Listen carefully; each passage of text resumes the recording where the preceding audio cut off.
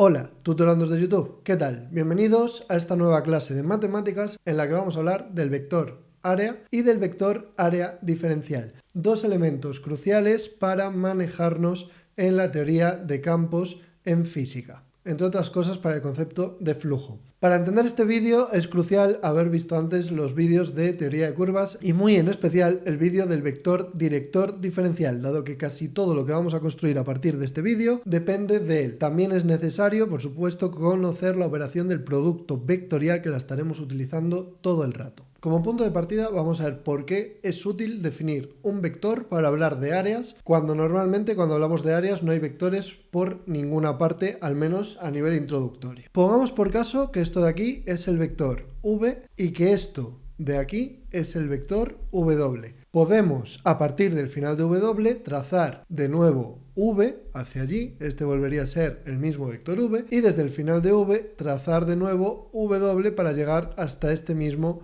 punto. Y ahora nos podríamos preguntar cuál es el área de este paralelogramo que forman, es decir, cuál es el área de esto que queda por aquí. Vamos a llamarle alfa al ángulo que se forma entre los dos vectores y vamos a trazar aquí la perpendicular al vector w que va hasta el extremo de v. Esta perpendicular tiene una longitud a la cual vamos a llamar L y L es igual al módulo de v, que sería la hipotenusa de ese triángulo que hemos formado, multiplicado por el seno de alfa. Además, podríamos decir que es la parte de v perpendicular a w, algo que ya habíamos visto que se podía calcular mediante la operación módulo de v, producto vectorial w, dividido entre el módulo de w. Y el área de este rectángulo va a ser la base, que sería el módulo de w, esto que estoy marcando ahora por aquí, la longitud del vector w, multiplicado por la altura, que sería L, es decir, que sería módulo de v por módulo de w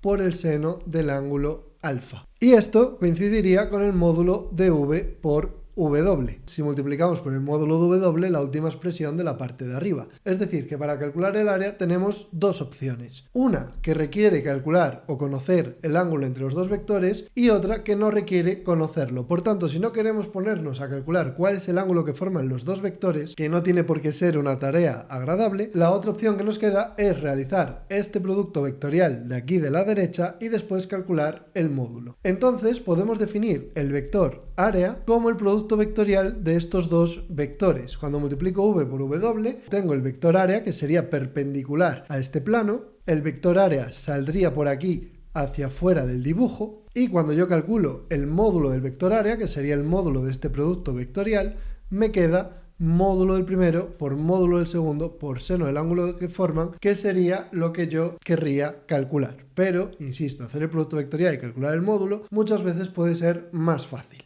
Y me interesa representar esto brevemente en 3D. Si tenemos aquí un plano y tenemos aquí el vector v y tenemos aquí el vector w y este de aquí es el área que generan, el vector área va a ser perpendicular a este plano y la gracia, insisto, está en que su módulo es igual al área de la figura que forman v y w. Y esta sería la introducción. Los vectores pueden servir para calcular áreas debido a esta propiedad del producto vectorial, que es que su módulo es el módulo de uno de los vectores por el módulo del otro por el seno del ángulo que forma. Pero claro, esto solo es así de fácil en el caso de que la figura sea un rectángulo. Pongamos por caso ahora que yo tengo por aquí el eje X y por aquí el eje Y y que sigo en un plano. Y dentro de este plano tengo un círculo. Esto de aquí sería un círculo en el cual yo puedo ir trazando distintos radios y puedo ir trazando líneas a distintos ángulos. Y ahora yo quiero asignar un vector área a cada uno de esos trocitos. Pues bien, esos trocitos tienen este aspecto, son trozos de corona circular y no los forman líneas exactamente rectas. Entonces lo que podemos hacer es aplicar teoría de curvas. La teoría de curvas que ya hemos visto en vídeos anteriores acerca de cómo parametrizar curvas, cómo obtener sus vectores directores y cómo obtener sus vectores directores unitarios, que es precisamente lo que nos va a interesar ahora.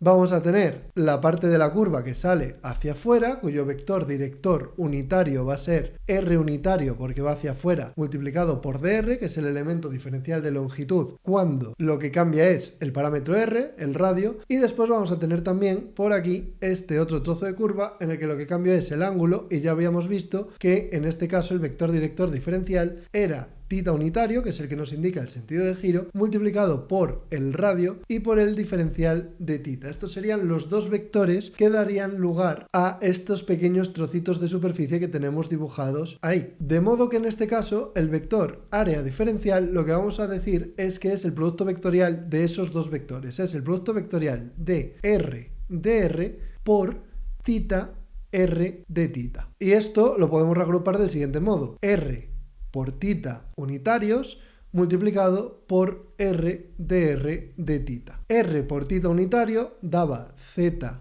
unitario y r por dr de θ era el elemento diferencial de área en coordenadas polares. De modo que lo que tenemos es un vector unitario en el eje z que es un vector perpendicular a estos dos. Es decir, vamos a tener que el vector área diferencial va por aquí hacia arriba. Vector área diferencial, vector área diferencial, vector área diferencial. Entonces, ¿qué característica tiene este vector área diferencial? Pues primero, que es un vector que siempre va a ser perpendicular a la superficie en cada punto, como se ve en este ejemplo, y su módulo va a ser igual al elemento diferencial de área, porque cuando yo quiera calcular el módulo de este vector, el módulo de z unitario va a ser siempre 1, porque el módulo de cualquier vector unitario es 1, y me queda que esto es simplemente igual a dA, es decir, que efectivamente el módulo del vector área diferencial es igual al elemento diferencial de área. Por tanto, si yo integro el módulo de este vector, lo que estoy haciendo es integrar área y calculando un área. Entonces, podemos decir que el área de todo el círculo es integrar el módulo del vector área diferencial. Y se haría, pues como ya vimos en los vídeos, de integrar áreas en polares, en esféricas, en cilíndricas o lo que sea. De todos modos, me interesa poner algún otro ejemplo. Vamos a ver el caso de coordenadas esféricas, por ejemplo.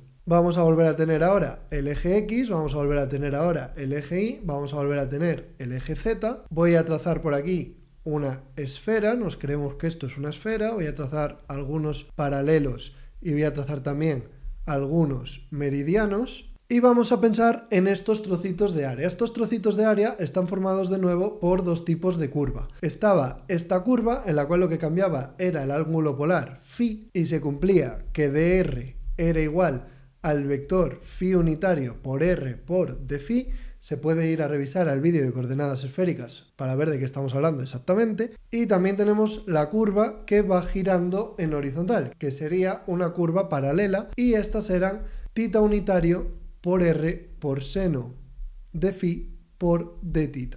Recordad que en mis vídeos por defecto llamamos φ al ángulo polar que va desde el polo norte hasta el polo sur y el ángulo θ al ángulo ecuatorial que va girando en horizontal alrededor del eje z. Este de aquí sería φ, este de aquí sería θ. ¿Y cómo queda el vector área diferencial en este caso? Pues el vector área diferencial sería multiplicar φ por r por diferencial de φ, producto vectorial θ r seno de φ de θ.